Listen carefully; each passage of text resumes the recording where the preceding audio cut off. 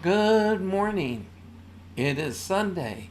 It's the Lord's Day, and it is the 9th of February. Our reading is from 2 Timothy 1:6. Because of this, I remind you to rekindle God's gift that you possess through the laying on of my hands.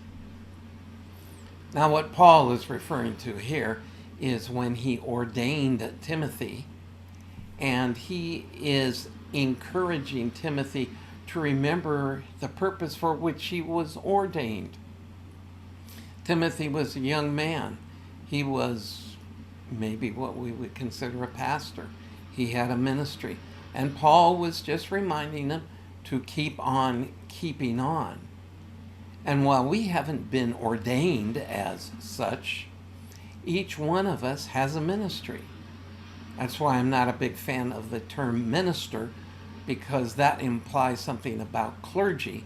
I prefer pastor because we are all to be ministered or to be ministers. And there's a lot of way we minister to your children, to the people you work with, to the people around us, to providing for people's needs as well as sharing the gospel. And so we need to be reminded that each and every one of us has a calling, and we are to remember that calling, to depend on the Holy Spirit to encourage us in our calling.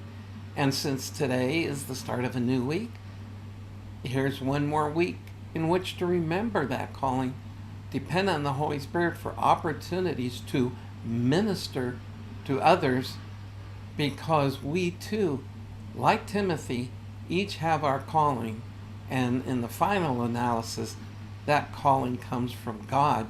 We don't need a Paul to lay hands in ordaining us. We have God calling us to ministry.